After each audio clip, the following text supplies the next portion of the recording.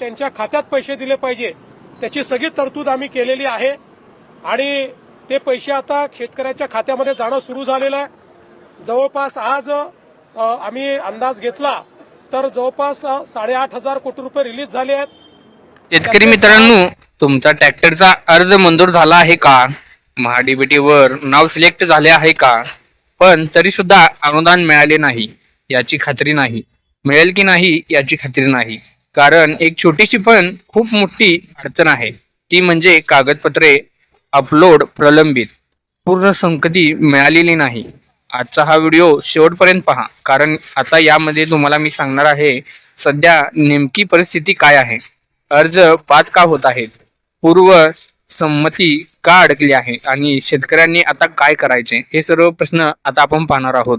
मित्रांनो, राज्यामध्ये कृषी यांत्रिकीकरण योजना, RKVI योजना, कृषी यांत्रिकीकरण लाभ व उप अभियान योजना या 3 प्रमुख योजनांतर्गत मित्रांनो शेतकऱ्याला ट्रॅक्टर, रोटावेटर, पॉवर टिलर, अवजारे यासाठी लाखो शेतकरी अर्ज केलेले आहेत। त्यातील हजारो अर्ज निवड झालेले आहेत, मंजूर झालेले आहेत, पण आजही महाडीबीटीवर अडकलेले आहेत। याचं कारण एकच शेतकरी मित्रांनो, कागदपत्रे अपलोड झालेली प्रलंबित आहेत। आणखीन एक, तसेच अर्ज मंजूर म्हणजे अनुदान मिळालं असं नाही शेतकरी मित्रांनो, हा महत्त्वाचा गैरसमज आहे। शेतकरी मित्रांनो, सर्वात मोठा गैरसमज इथंच होतो, अर्ज मंजूर झाला किंवा नाव सिलेक्ट झालं किंवा SMS आला तर म्हणजेच अनुदान पक्क झालं असं नाही मित्रांनो। तुम्हाला वाटतं की अनुदान पक्क झालं, पण अर्ज मंजुरीनंतर अजून 3 टप्पे बाकी असतात, ते जाणून घेणं शेतकऱ्यांसाठी खूप गरजेचं आहे मित्रांनो। आणखीन एक सांगायचं झालं तर मित्रांनो, महाडीबीटी योजनेतील खरी प्रक्रिया जाणून घेणं गरजेचं आहे। चला सोप्या भाषेमध्ये समजून घेऊया। एक म्हणजे अर्ज भरणे, महाडीबीटी पोर्टलवर अर्ज करणे। 2 म्हणजे निवड किंवा लॉटरी मंजुरी होणे, तसेच अर्ज निवडला गेला म्हणजे निवड होते। 3 म्हणजे कागदपत्रे अपलोड करणे, 7/12, आधार क्रमांक, बँक पासबुक, कोटेशन, जात प्रमाणपत्र हे सर्व अपलोड करावं लागतं। बहुतेक शेतकरी हे अपलोड न केल्यामुळे इथेच अडकतात। 4 म्हणजे तालुका कृषी कार्यालयामध्ये अधिकाऱ्याकडून कागद तपासणी करून घेणे। 5 म्हणजे पूर्वसंमती, ही मिळाली तरच पुढे अनुदान होतं, त्यामुळे ही प्रक्रिया लक्षात घेणे शेतकऱ्यांनी गरजेचे आहे। तसेच शेतकरी मित्रांनो, सर्वात मोठी अडचण म्हणजे कागदपत्रे अपलोड करणे। आता हजारो अर्ज आलेले आहेत, फक्त कागदपत्रे अपलोड न केल्यामुळे पुढे सरकत नाही आहेत। याची कारणे काय आहेत समजून घेऊया। महाडीबीटी पोर्टलला स्लो, कागदपत्रे जुळत नाहीत, कोटेशनमध्ये त्रुटी येणे किंवा योग्य फॉर्मॅटमध्ये फाईल नसणे, तसेच मुदत संपल्याचं लक्षात नाही, त्यामुळे असे अडचण भरपूर येत आहे शेतकरी मित्रांनो, ही अडचण सर्वात मोठी अडचण आहे। जर वेळेत कागदपत्रे अपलोड नाही केले तर काय होतं समजून घेऊया। हे फार महत्त्वाचं आहे, कारण शासनाने दिलेली मुदत संपली किंवा सिस्टीम ऑटोमॅटिक अर्ज बाद करते तेव्हाच पुढे कोणताही तक्रार चालत नाही। त्यामुळे पुढचा अर्ज येऊसपर्यंत वाट बघणे व पुढच्या वर्षी पुन्हा अर्ज करणे म्हणजे निवड होऊन सुद्धा योजना हातामध्ये नाही अशी प्रक्रिया असते। त्यामुळे शेतकऱ्यांना खूप अडचणी येत आहेत। चला तर मग शेतकरी मित्रांनो, सर्वात महत्त्वाचा प्रश्न पाहूया, तो म्हणजे पूर्वसंमती का मिळत नाही, याची खरी वस्तुस्थिती काय आहे जाणून घेऊया। आता दुसरी मोठी अडचण म्हणजे पूर्वसंमती का मिळत नाही। अनेक शेतकरी म्हणतात, साहेब सगळं झाले पण पूर्ण संमती का नाही, यामागचं सत्य परिस्थिती काय आहे, निधी अपुरा आहे का, जिल्हानिहाय टार्गेट पूर्ण झाला आहे का नाही, राज्यस्तरावरील पूर्वसंमती का थांबवली आहे, अधिकारी ही हतबल का झाला आहे, आणि म्हणजे शेतकरी तयार कागदपत्रे पूर्ण असूनही पैसा का नाही, याची सर्व उत्तरे आपण जाणून घेणार आहोत। तसेच मित्रांनो, कृषी अधिकारी आणि शेतकरी या दोघांचीही कोंडी होत आहे, ते इथे समजून घेणं खूप महत्त्वाचं आहे। चला सांगतो। तालुका कृषी अधिकारी तुमचा अर्ज पुढे पाठवू इच्छित आहे, पण निधी नसल्यामुळे काहीच करू शकत नाही मित्रांनो। तो सुद्धा प्रयत्नात आहे, तरी सुद्धा त्याला काही करता येत नाही। तसेच शेतकरी म्हणतो की ट्रॅक्टर बघून ठेवला आहे, डीलरला शब्द दिला आहे, पण पूर्वसंमती नाही.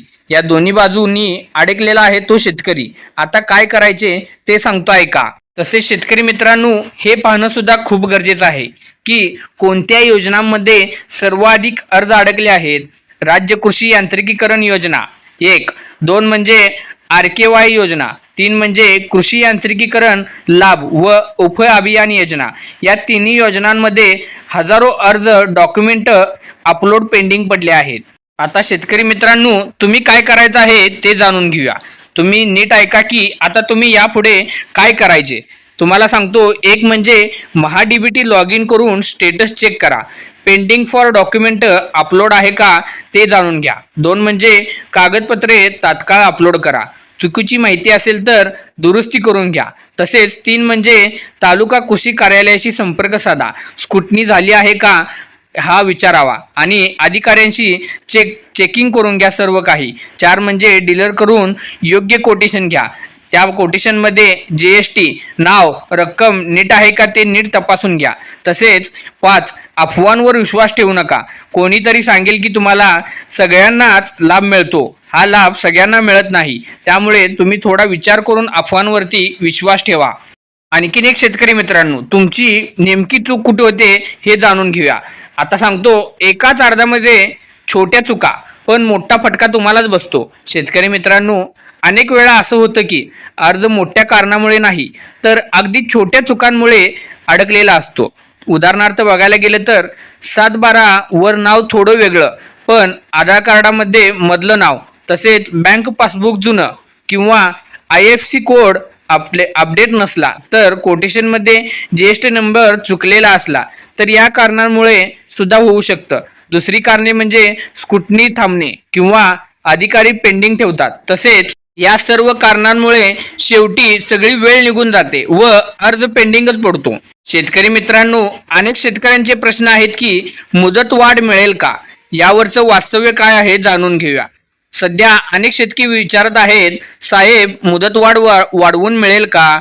यावर थोडकं सांगायचं म्हणजे शासन कधीही मुदतवाढ देत नाही, पण ती सर्वांसाठी नसलेच आता शेवटीच्या क्षणी जाहीर होत असते. म्हणजे मित्रांनो, मुदतीच्या भरोश्यावर थांबणं म्हणजे धोक्यातच ठरू शकतं. आणखीन एक सांगायचं म्हणजे आज करता येणारी गोष्ट आजच करून मोकळे व्हा शेतकरी मित्रांनो. कारण सिस्टीम एकदा बंद झाली की पुढे काहीच चालत नाही. त्यामुळे तुम्हाला आणखी एक महत्त्वाचं सांगायचं म्हणजे डीलर सांगतो थांबा. हा डीलरचा काय सापळा असतो हा ओळखून पाहूया आपण. अनेक शेतकरी म्हणतात डीलर म्हणतो थांबा पुढे पाहूया. शेतकरी मित्रांनो, डीलर तुमचा ही चिंतक असतो असं नाही. डीलरचा उद्देश काय असतो. डीलरचा उद्देश माल विकणं फक्त, आणि शासनाचा उद्देश काय, निर्णय पाळणं. जर डीलरच्या सांगण्यावरून कागदपत्रे अपलोड उशिरा केली तर नुकसान शेतकऱ्याचंच होणार आहे. शेतकऱ्यांनो, हे तुम्ही समजून घेणं गरजेचं आहे आधी. म्हणूनच मित्रांनो, स्वतः महाडीबीटीचा स्टेटस चेक करा आणि दुसरी गोष्ट स्वतः खात्री करून घ्या. तसेच कोणावरही पूर्णपणे अवलंबून राहू नका. स्वतः जाऊन चेक केल्यावरती काय होईल, तुमच्या लक्षात येईल की काय चाललं आहे. दुसरे काय नुसता टोलवत राहणार. त्यामुळं स्वतः जाऊन चेक करा. त्याशिवाय तुम्हाला हा सापळा लक्षात येणार नाही. शेतकरी मित्रांनो, या योजनेमध्ये नेमकं काय होत आहे पाहूया. जास्त अर्ज आहेत, निधी कमी आहे, त्यामुळे स्पर्धा जास्त आहेत. ही खरी परिस्थिती आहे. यावर्षी अर्ज प्रचंड आहेत.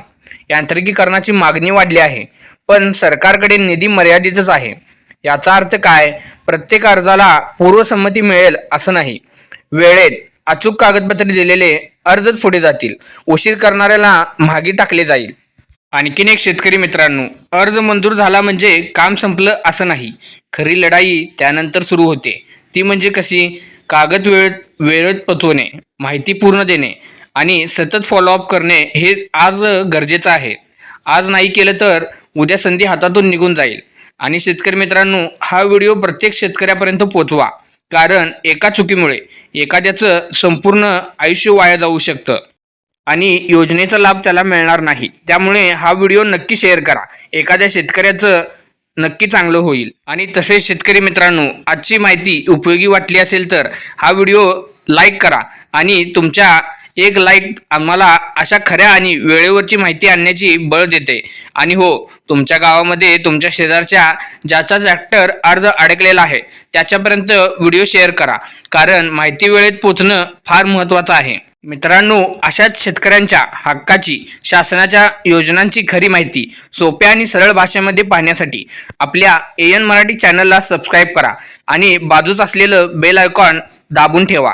पुन्हा भेटूया अशा एकाच महत्त्वाच्या विषयावरती. तोपर्यंत काळजी घ्या आणि शेतीत नवनवीन प्रयोग करत राहा. जय जवान, जय किसान.